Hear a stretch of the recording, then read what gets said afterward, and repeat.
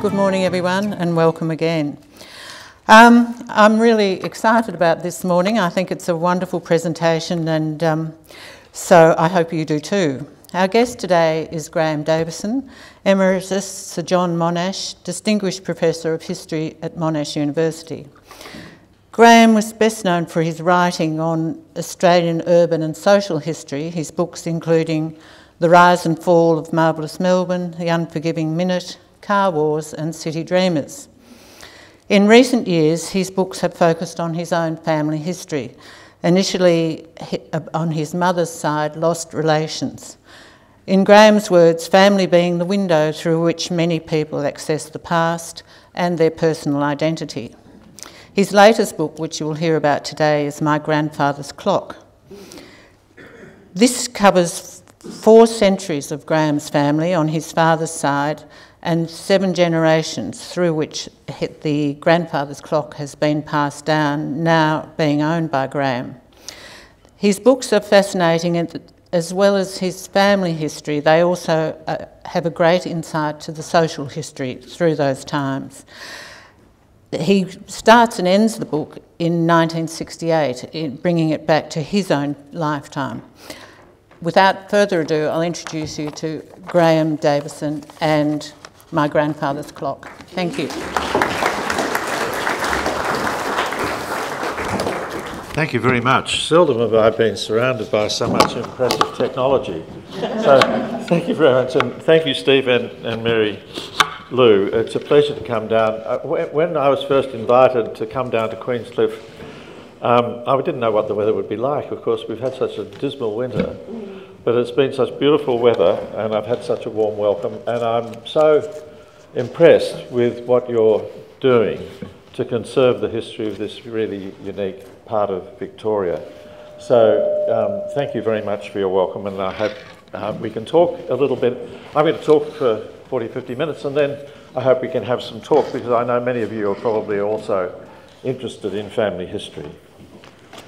Family history is probably the oldest kind of history. If you cast your mind back to those early books of the Bible with all of those begattings, who begat who, then genealogy and family history is one of the most important, and in other societies as well. But in our time, of course, it's also become one of the most popular forms of history, thanks partly to the digital revolution and now to the biological revolution with DNA and so on. Family history has opened up new frontiers, and it's interesting that I think many people have begun to recognise that it's one of the most important windows into our past. A few years ago, some historians at UTS in Sydney decided to ring up a sample of Australians and ask them about their attitude towards the past. What is it that interests them in the past? How do they feel connected to the past? What sources do they trust in the past? And it's no surprise that the thing that they've, again and again, that they most illuminated was the sense that the points at which their own family history connected with Australia's past, perhaps to the convict era, or perhaps to Anzac, or perhaps to recent migration. These were the windows through which ordinary Australians viewed their past. And when I read that, it made me realise that we academic historians were missing an opportunity. That in that connection between family history and the national story, there was an opportunity to open a different kind of conversation between family historians and other historians. I should admit, by the way, that for many years I wouldn't say I disdained family history, but I certainly wasn't particularly interested in it. And I was rash enough to say in the introduction to that first book of family history that I rather resented the presence of chattering genealogists disturbing the calm of the academic libraries in which I was working. And that I've got a few brickbats over that remark since, but it is only quite recently that I began to get involved in family history myself. I'd been an interested spectator for some years. Back in about when I was a young professor, I got an invitation from the Institute of Genealogical Studies to come along and talk. And I no sooner accepted the invitation than I realised I knew nothing about the subject. So I invited myself to their library, and I spent 2 or 3 days reading samples of family history. And I was interested to know who are the family historians? What is it that draws them to the family past? How do they go about it? And there are all sorts of interesting things I discovered. One that didn't strike me as being obvious at the beginning was that I found a striking number of people who write family histories are single people who see themselves, as it were, at the end of their line, and they want to put into words the history of the family that is about, so that far as they're concerned, to be discontinued. So family history draws people for all sorts of interesting ways. But it was only more recently that I actually began to write family history myself, and you won't be surprised to learn that it was as I got a bit older myself. Family history is, not exclusively, but as overwhelmingly, a pursuit of people who've reached a certain stage of life, a time of life where they want to look back and to put their own lives in some kind of perspective. Erik Erikson, the psychologist, has a wise remark where he says at one point that in old age, a healthy old age, we come, he says, to a new and different love of our parents. And I sometimes think as I write history, there's a paradox. I'm, in a sense, writing this story for my parents and for their sake, but in the knowledge that they're no longer there. And I suspect one part of me says, well, what a pity it is that they aren't there, because after all they could answer questions that I'm trying to answer. And the other half of me says, well, thank goodness they're not there, because they would probably disapprove of what I'm writing anyway. So there's that paradox at the heart of family history, I think. Now, it happened that in some years ago, in 2013, my sister, who, by the way, has lived in England for the last 40 years, came out to celebrate her 70th birthday, and she said, well, we should go back to the goldfields where my mother's family came from. And so you can see us here. This is in the cemetery at Castlemaine. That's me standing just immediately left of the gravestone of our Hewitt. My mother's name was Hewitt forebears, and that's my sister standing beside me there.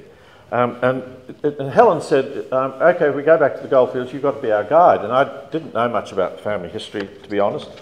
But since she directed me, I decided to investigate it. And I unfolded a story which I didn't know, of course, beforehand. And out of that came this book called Lost Relations, which published in 2015. Now, you might think, for an academic historian, one family history was quite enough. I'm sure some of my colleagues probably thought that.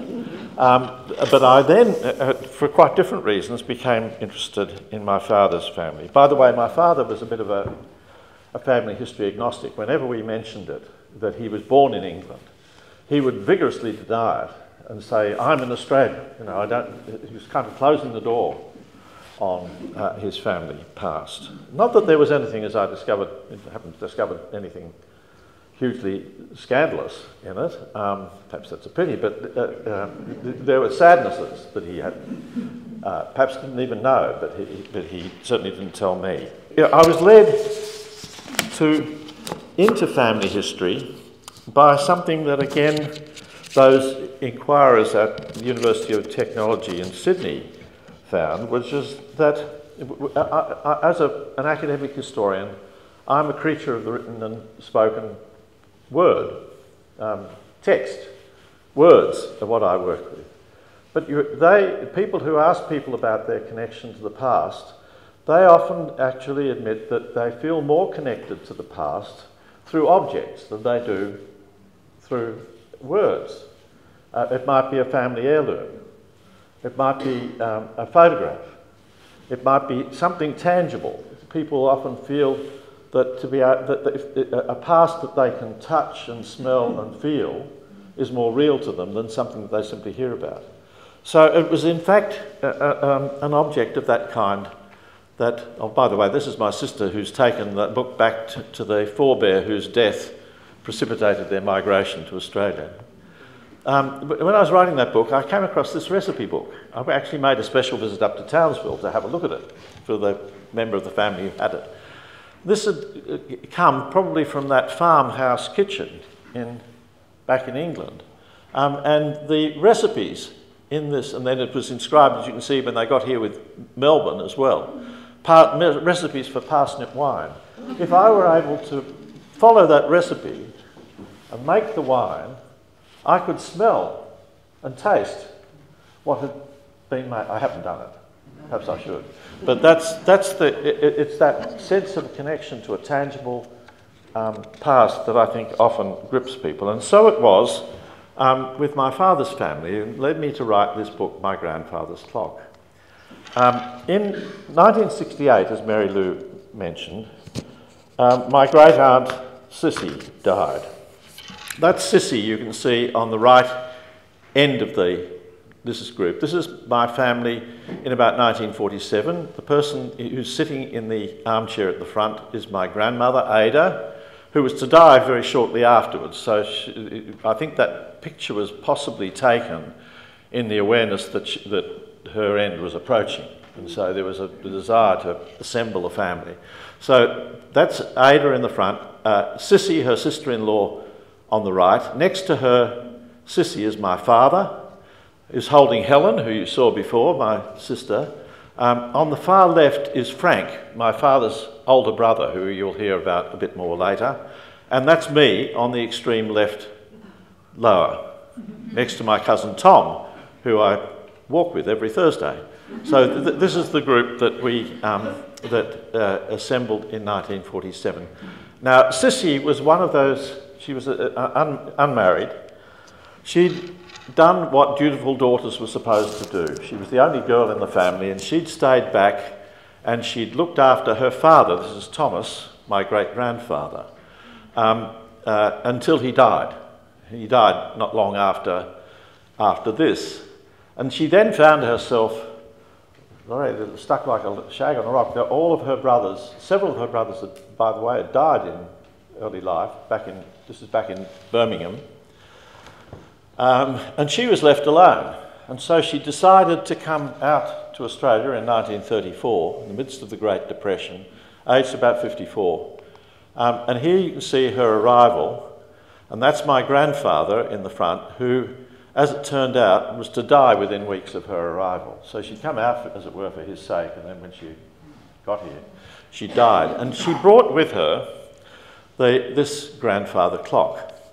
Now, those of you who follow Antiques Roadshow will know that you tend to get two different sorts of speeches from the experts.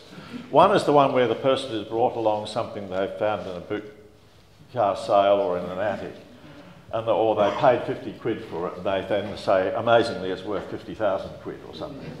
And then there's the other people who come along with their precious object, and they say, this is a very fascinating object to you, isn't it? It's very important to you, but it's only worth 2 bob. And I'm afraid that's the speech I would have got from this clock, because it's probably worth about $1,000. It's not much more. And in fact, it's suffered a bit of damage along the way, because it's not even the original case. But the clock, nonetheless, it clearly had significance to Auntie Sis, because it was when she died, she gave it to my father with instructions that he should pass it on to me. So clearly she attached some significance to this clock. I'd always thought that it was the clock that had been given to my great-grandfather, this is Thomas again, her father, when he retired around 1900. Do you remember how very often, at the very moment when people retired, they were given a clock or a watch? Why at the moment when your time is your own, you should be given a clock or a watch is absolutely beyond me. But anyway, that's what they did. And I thought that this was the portrait that had been given to him by his workmates, and I thought that was the clock that he'd been given at that time. But when I looked at the clock more closely, I realised it was actually much older. If you look at it closely, you'll notice that it's got the name of the maker, R. Hodgson, and the place in which it was made, which is Annan, which is just across the border into Scotland. My great-grandfather was born in Carlisle, which is on the English side of the border, and this is about 20 miles the other side of the border, very close to Gretna Green, where people used to flee to get married, you know. So that was the clock. And so I realised, and I researched Hodgson, the clockmaker, and I knew that he'd been operating between about 1780 and 1820. So the clock had to be about 200 years old. It wasn't a new clock at all.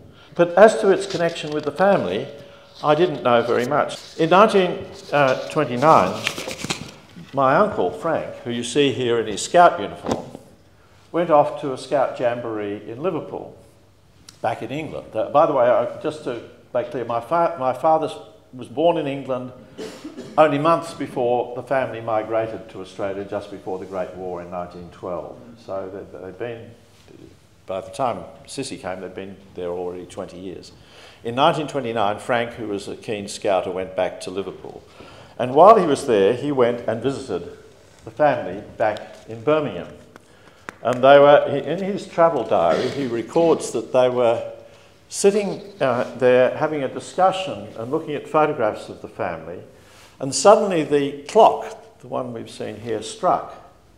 And the old man raised his finger and said, "Listen, our ancestors." What an extraordinary remark. You know, what did he mean? He records it in the diary and no further explanation. So I didn't really know, you know, had the clock been, how long had the clock actually been in the family, and why was it associated with the ancestors? That remark, the old man dying, and this, does it remind you of anything? Do you remember the famous song? Yeah. How many remembers and who don't? My Grandfather's Clock. Because if there's sufficient, we could have a quick rendition. Here's the words. Do you remember? My grandfather's clock was too large for the shelf, so it took 90 years on the floor. It was taller by half than the old man himself, though it weighed not a pennyweight more. It was born on the morn of the day that he was born, and was always his treasure and pride. But it stopped short, never to go again, when the old man died. It's interesting. I mean, isn't it, do you see the idea of this? There's a kind of similarity between the man and the clock. There's this kind of symbiosis. And when you think about it, a clock is almost an animate thing. It has a face and it has hands. It's about as tall as a man. It has a ticking heart. You know, it's not surprising that people felt that way. Interestingly, in the county, Cumberland, where they came from, when a person died, it was the custom to stop the clocks until the burial, and then you started them again. Okay, so it's not surprising that clocks have that. And of course, for a historian, a clock is not like any other object. It symbolises time. And I've always had necessarily a historian has a fascination with time and the passage of time and the measurement of time. And I might show you later, I'd written a book previously called The Unforgiving Minute about how Australians told the time. So there was an obvious, for me, an obvious resonance between this incident and the clock. So the question that still was, there's some family association with the clock, but how long had it been there? In 2018, we visited Annan, Barbara and I, first to Carlisle, and then we went across to Annan. And I went to the Family History Society in Dumfries, which is an adjoining town, just a bit further on. And I discovered something really interesting, which is that if you're family historians, you will know that one of the main sources, if you're studying the families in the UK, is the early censuses. You can go, if you go through ancestry.com, you can get back to the 1841 census, and all of those household returns have been preserved in those returns. There were censuses in 1831, 21, 11, and 1801, but the original household returns have not survived, except in Annan. Amazingly, I found that John Forrest, who was the local schoolmaster who had taken the census, had kept the original household returns, and I found them in the local library. And amazingly, I then discovered that this is Annan, the main street. Maybe I'll go further forward here, just to go further forward. These are the generations. This is John Davison, who you see was born in about 1750 and died in Annan in 1816. At the time of the 1801 census, he was living just around the corner from the clockmaker, Robert Hodgson. So it's very probable, I can't say it's absolutely certain, but it's very probable that that's when the clock came into the family. So it will have been in the family through those 7 generations. And in my book I follow the progress of the clock through those times. Now, I'd no sooner nailed the origins of the clock than another question arose. Who were the Davisons before that? And one of the things you'll find very often, I think most people will find that with the help of ancestry.com or other similar sources, you can trace families back with relative ease by usual genealogical sources to the end of the 18th century. But in Scotland, for example, of all those parishes, 800 parishes in Scotland, that had extant parish registers in 1800, only about a third of them go back as far as 1700. It's not that they wouldn't have had parish registers, it's just that they haven't, enough of them have survived. So it becomes very difficult to go back much further than that. So how could I find out who the Davisons were earlier than that? I think in doing family history, I sometimes think of it as being carrying out a kind of experiment on myself. I mean, one of the reasons I study my family history rather than others is that I obviously have a sense of identification with the subject that I wouldn't if I was even studying my wife's family, for example. And so I'm interested in registering what I'm feeling, and I realise that we have this fascination, don't we, with wanting to visit deep time. That might be what draws some people to DNA analysis. They want to know about their Viking ancestors or whatever it might be. And in one of her books, Hilary Mantel, who's written those wonderful books about Thomas Cromwell, says, we yearn for our origins, we yearn for an innocent terrain. We have this desire to try and connect with a deep past. We imagine that we're going to return to an ancestral homeland where we find more primitive, unspoiled versions of ourselves. And perhaps that's why the idea that my forebears were descended from frontiersmen appealed to me. It was Uncle Frank, who you saw before in his scout uniform. I once asked him, what do we know about the origins of the Davisons? He said, they were cattle thieves from the Scottish borders. Now, I have to admit that the thought that they were wild frontiersmen was much more appealing than, when I published that other book about my mother's family, I remember the publisher said, this is wonderful, we'd love to publish it, but what a pity you haven't got a convict ancestor. And so they thought that there might be ancestors who were wild frontiersmen, maybe wonder who they were before factories and clocks and calendars and Methodism and migration got at them and made them the sort of people that I knew. Well, what grounds did we have for believing that they were actually descended from reivers, was the name that was used for these robbers on the frontier? Ancestral memories are more likely to survive when the generations are long and grandparents can talk to their children. If you work it out, I won't go into it all, but in fact you can see that Frank, who was my father's generation, was talking to Thomas, and Thomas would have been able to have spoken to William, who was his grandfather. And so it's not inconceivable that information that went back from John Davison could have passed through the generations by word of mouth to Frank and then to me. Now, in fact, the chances, as I say, of tracing them by genealogical methods are remote. But there is another source of information, and that is the families of the borders belonged to, if it was in the Highlands, we would talk about clans. But the word that's usually used in the borders is surnames. A surname was more than just a name. It described what we would think of as an extended family, or almost a tribal group. And they were highly territorial. They lived in particular parts of the country. At least I'm talking back now into the 14th, 15th, 16th century. So back in 2018, Barbara and I went in search of my forebears, and incidentally of some of hers too, because her Rutherford forebears come from the same part of the country.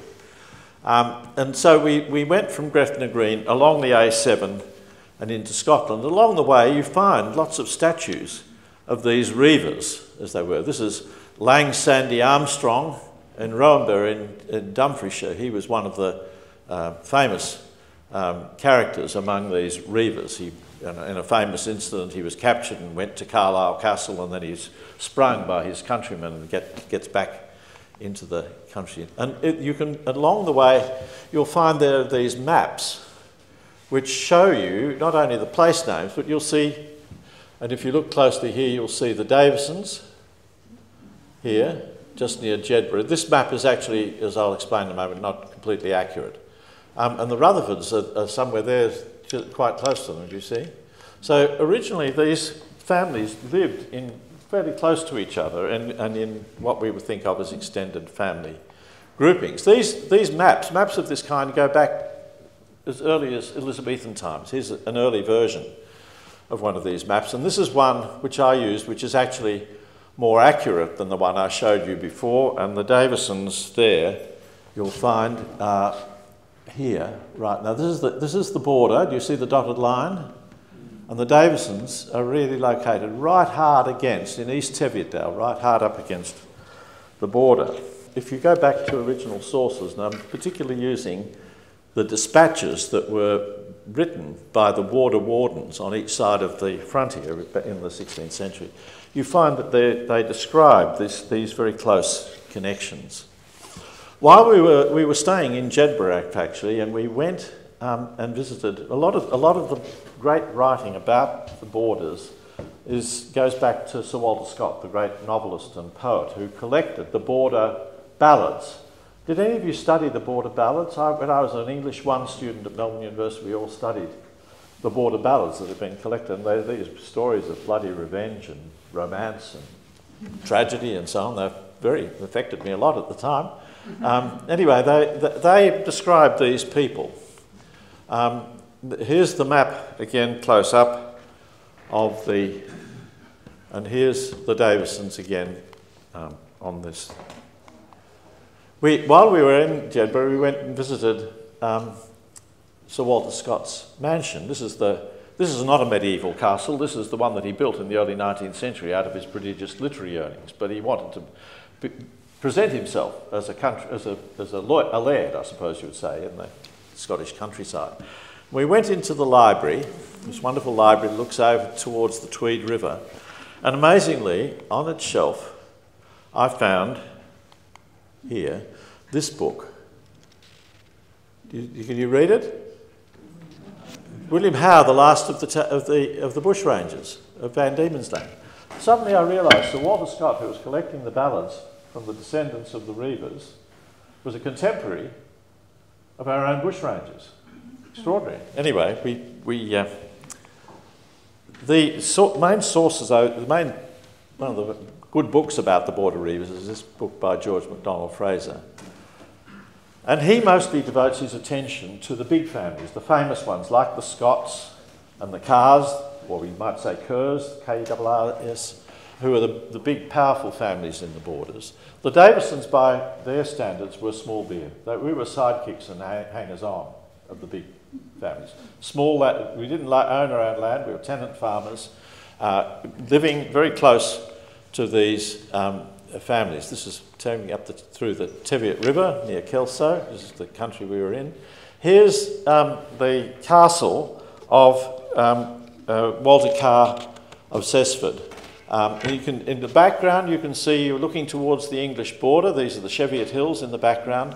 And these border raiders, or reivers or raiders, would often go under darkness of night across the Cheviot Hills, and they would go and thieve and bash up the people on the other side, and that was often reciprocated. They would come to the other side as well. It was an area where, by the way, it was constant warfare between the English and the Scots, and the Davisons were often in the position of being really exposed to danger on both sides. They were often having to try and play off against both sides. in contemporary sources, here's Robert Carey, who was the first Earl of Monmouth and who was the English warden. These are, if you like, the police, the people who are trying to police the border.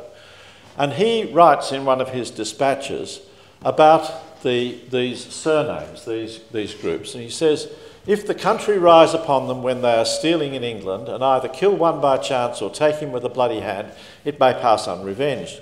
But if he is of a surname, as of a Davison, a Young, a Byrne, a Pringle, or a Hall, or any that they may make a compt of, then he who killed or took him is sure himself and all his friends, especially those of his name, dearly to buy it. For they will have his life or 2 or 3 of his nearest kinsmen in revenge of their friends so killed or taken stealing here. Now, in the dispatches, you actually get listings of these murders and who are the perpetrators. And I have to say that the Davisons are quite prominent among them. Don't know whether I should feel pleased or sorry about that, but there was no doubt that they were in the thicket of this fighting that constantly went on. Because they were close to the border, as I say, they were often caught up in the conflicts between the English and the Scots, and often changed sides. So in 1545, when the English forces of Henry VIII crossed the border, this is the time, by the way, you've sometimes heard it described as the rough wooing. Henry VIII is wanting to wed his son, who of course is to die before he leaves infancy, to Mary, Queen of Scots. And in order to try and enforce this marriage bargain upon the Scots, he sends his troops in to rough them up a bit.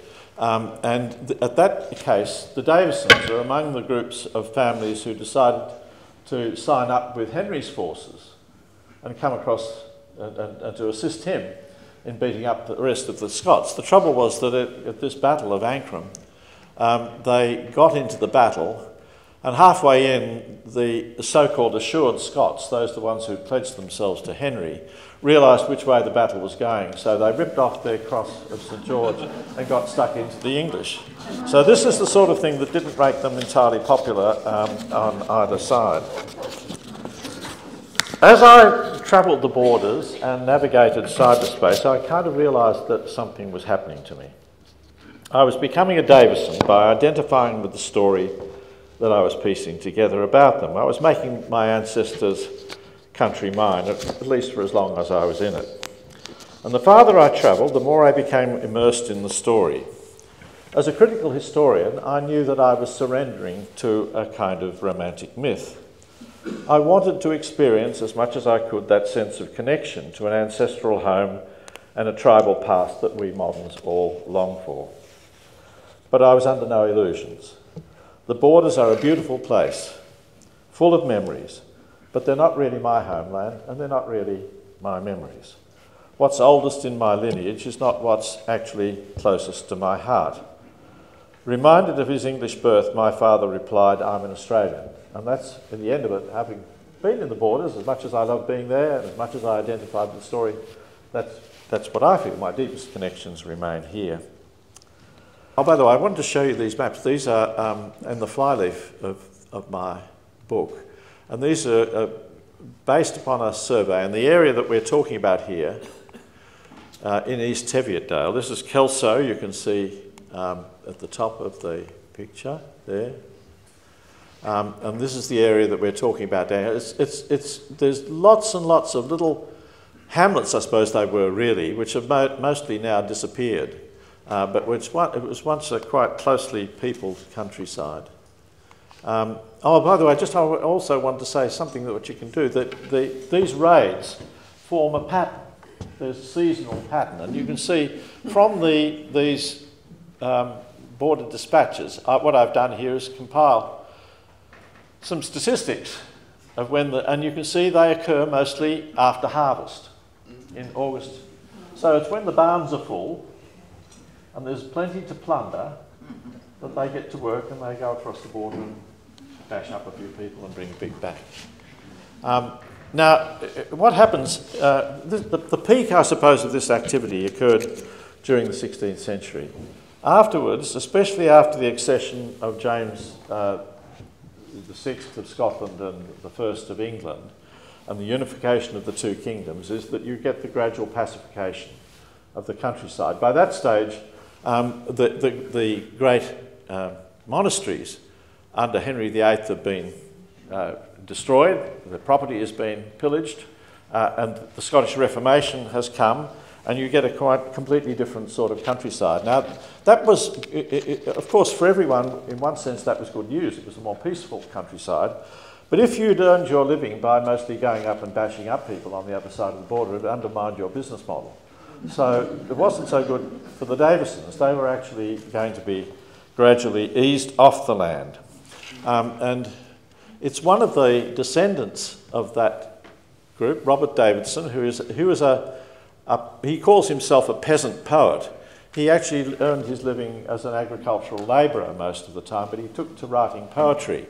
And some of this poetry actually expresses very well what it was like during this period of when the people are being driven off the land. And in my book I can describe in a lot of detail how that process of expropriation occurred. Everybody's heard about the Highland clearances, the tragedy of the Highland clearances.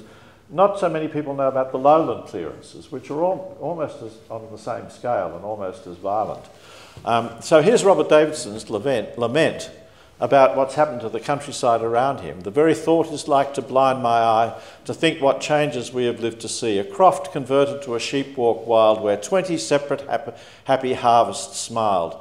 But now these pleasing scenes have disappeared. Around their former haunts no sounds are heard, save when the bitten wheels with dreary moan, or lonely lapwing screams in plaintive tones.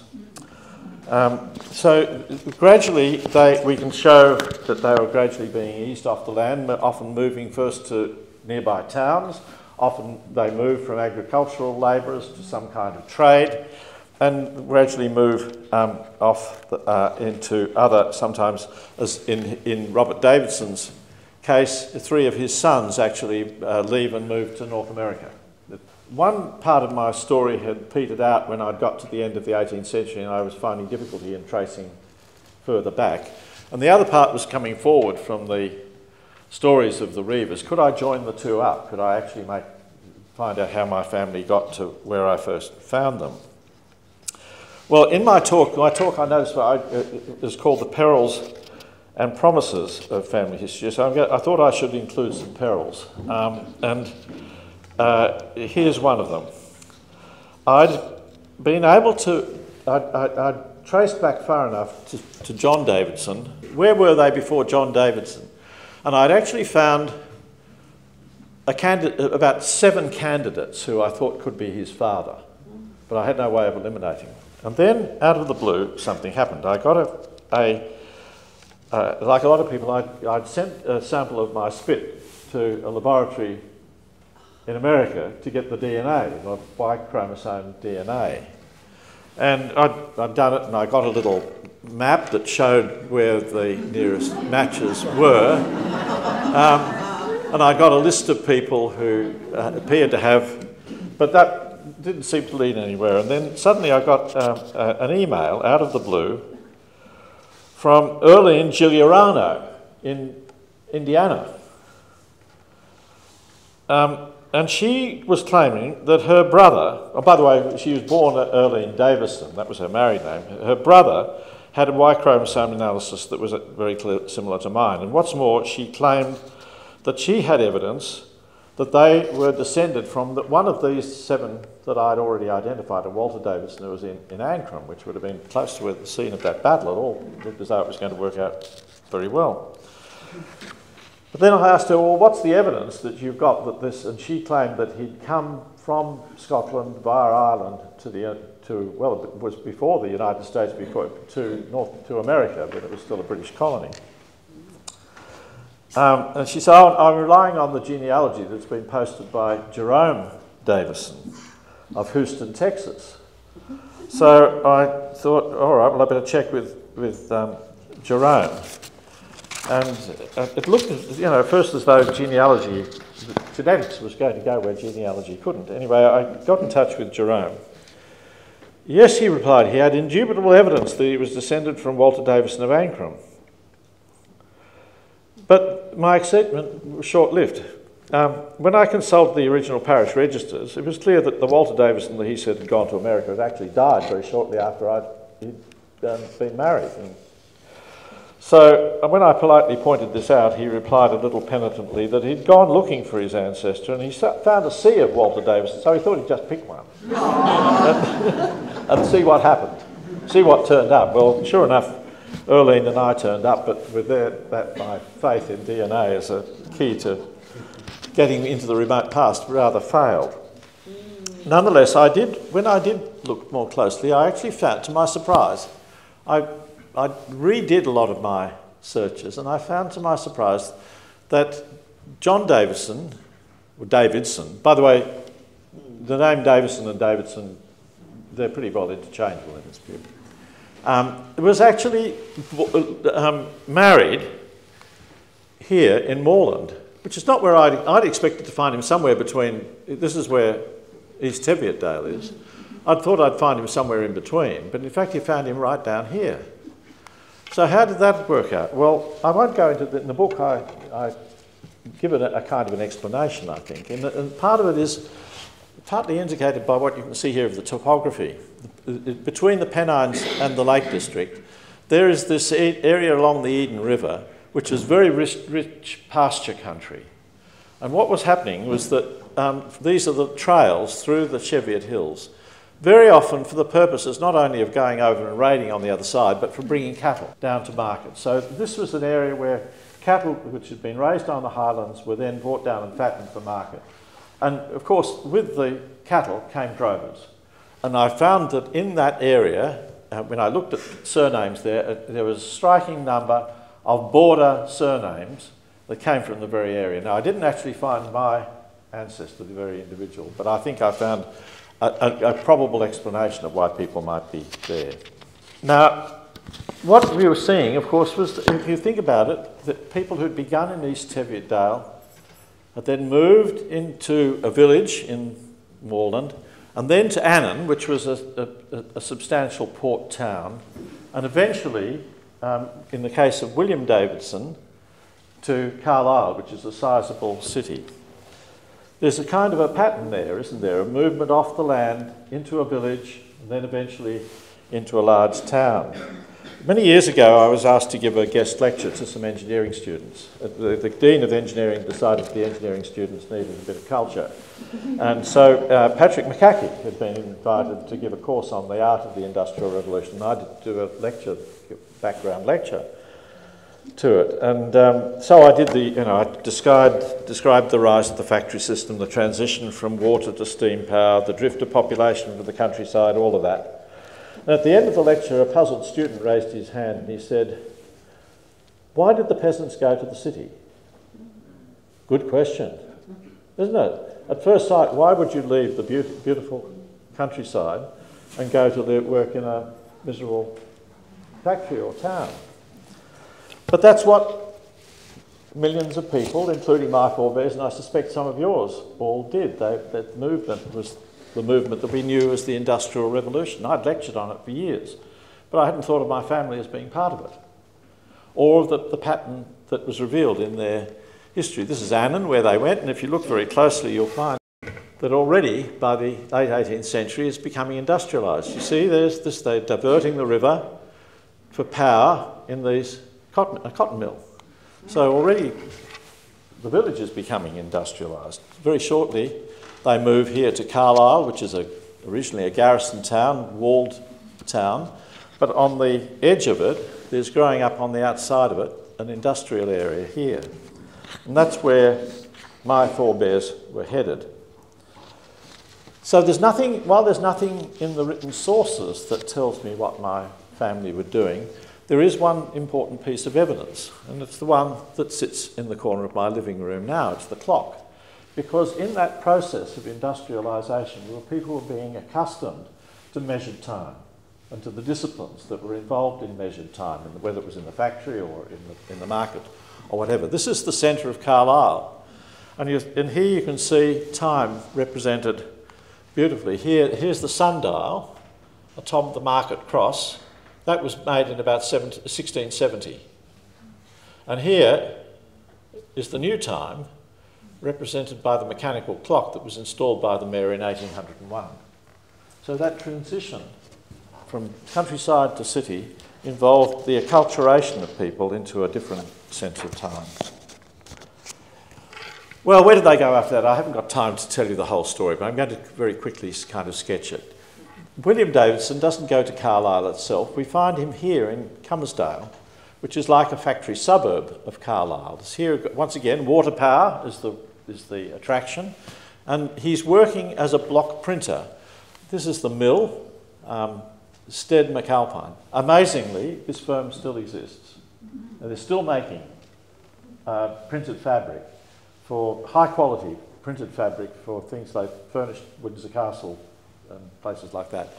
And we went into the archive, and here is the archivist who's showing me the technique of, as you can see, they etch the design onto blocks of wood and they saturate them in the ink or dye, which is pressed and colours in succession are put onto the thing to create this very rich fabric. And there, in the wages book, I could actually find what I don't know whether I can find him here, I think, where is he? There, William Davison, and he's earned 18 and 7pence that week. And I can chart his earnings, I can see the family, he was working, it was really like a little family enterprise, where he and his wife and the kids were all working at making this fabric.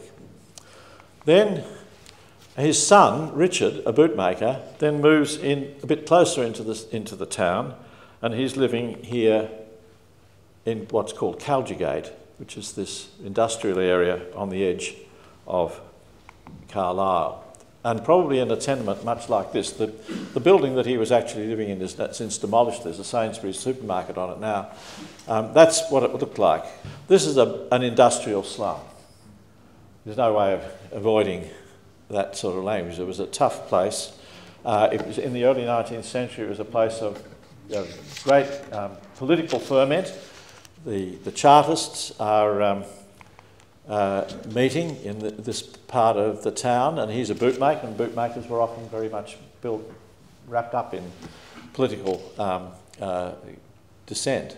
But we don't hear much of him until in 1851, amazingly, he speaks to me.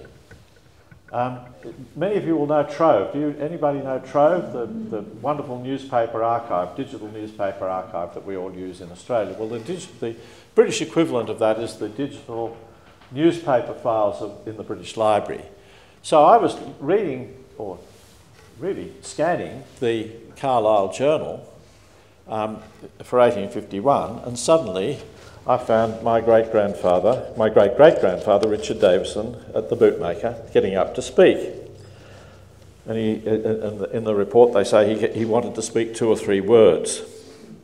And he's at a temperance meeting. And he goes on, he says, well, there was once a time when he thought that he could not do without intoxicating drink. At that time he was a pest to society, but since he had signed the temperance pledge, he had become of some small use to society. And he had 3 sons with him that night, who, if he had not joined the temperance society, would not have been present. One of those 3 sons, my great-grandfather Thomas, who we've already met, at about the same time got a scholarship to become a chorister in Carlisle Cathedral, which gave him a grammar school education. So this was the first step upward for that family, really. Whether those 2 events were linked, did he sign the pledge because his son got the job in the choir, or did the other father? Who knows? But it's suggestive, isn't it, of a family wanting to take a more kind of respectable part in life. And when I read these words, I realised I'd stumbled on a family tradition, because both my father and my grandfather were lifelong teetotalers. Singing, too, was a family tradition. Thomas would become a tin plate worker, a trade unionist and a manager. The importance of education, especially technical education, was also something that I learned as a boy. As a trade unionist and later a factory manager, Thomas was a strong adherent to the class cooperation and moderate lib-lab politics that was characteristic of Birmingham, where he went. So here he is off with his certificate in 1852 from the high school in Carlisle. He goes to Birmingham, which is the mecca of the metal trades, He becomes a trade union leader. Here he would have marched in the marches for the 1867 Reform Bill. And you can see these works for Hopkins, the tin plate workers on the other side. Here's the banner of the trade union that he belonged to. Here he is when he retires, as I mentioned. I can't have time to tell you the whole grim story of his industrial life. Well, I can summarise by saying he made himself popular with both the union and the employers by making industrial agreements for piecework that were seen to be a win-win on both sides. He then, having become a foreman in the factory, eventually is made a manager. He has to resign from the union and forego the pension that he would have got from the union. But he thinks it's going to be all right because the company is going to give him a retirement pension. But unhappily, in the 1890s, partly through American competition, the company went bust, and he finishes up. So the win-win becomes a lose-lose. In the end, he retires without a pension, and that's one of the things that leads him eventually to joining my grandfather, his eldest son, in a retail ironmongery works, first of all in Erdington, and later this is my grandfather standing in the front of the... By the way, my grandmother, Ada, who you saw before, was also actively involved in this business. Why they migrated, I've never yet completely discovered, but I think there are signs that things were not going well. One of the things that happened was that my grandfather... my great-grandfather was a loyal Anglican, but my grandfather, John, his eldest son, became a Methodist. Partly, I think, because he married Ada, who was already, they were a strong Methodist family. Nowadays, you would think, how could that possibly matter? But in those days, the difference between church and chapel was really quite a strong thing. And I can remember Aunt Sis, I don't remember all that much of what she said, but I do remember her disapproval of the fact that her brother had deserted the Anglican Church and become a Methodist. So that was a fact. So this is the Islington Chapel where they worshipped, and it was through this chapel and through a Methodist migration scheme that they came out in 1912. This is my grandparents as they're about to leave, and you can see, this is probably at the back of that shop that I showed you before. That's John, here's Ada, here's Frank, who we met before. This is Phyllis, who was the next in line, Grace, and there's my father, who obviously didn't behave himself because it's a rather blurry picture. He would have... and this is soon after their arrival, when they're in a rented house in Moonee Ponds, and a bit later, eventually John, who worked all his life in Australia was not successful. He couldn't get work in the iron business, which was his real trade. He worked as a house painter for most of his life, and eventually at the age of 60, an insurance policy matured. This was in 1929, I think, and he decided to plunge the £100 on buying a house of their own. This is the house in Washington Street. And then he promptly died, of course, with most of the house to be paid off. So my father and my uncle really they were left with the responsibility to house their mother and their great aunt, or their aunt, in this house, and to pay it off. And it's one of the reasons why I think my parents weren't able to marry until the very end of the Depression. This is my father became a plumber. This is a group of apprentices at the West Melbourne Tech. This is the house they lived in Athol Street in Moonee Ponds. And here are my mother and father in the house that they bought in 1939 in Essendon. And here am I with my sisters. That's a bit of a gallop, isn't it? But that was the story. For a long while, when I think we... how do we read that story? Is it a story of success and progress, or is it a story of disappointment and failure? And I think it's a mixture of both. I think there were people in that story, like my grandfather, who I, of course, never knew, but whose life I think was sad. And I realised that my father, he said very little about his father. When he did speak about him, he spoke about him fondly. But I think there was a sense of that his life had not really worked out all that well. But then, as you can see, by the 1960s, life has improved for the Davisons. It's changed. And I think those of us our generation, one of the things I say in the book is that I think I was born into the luckiest and most consequential generation in the history of the world. If you were born in 1940, as I was, and you had your first child in 1969, as I did, that generation was, I think, extraordinarily fortunate. The world, it seemed, had changed for better. We were part of what some people call the golden age, or the long boom, or the great acceleration.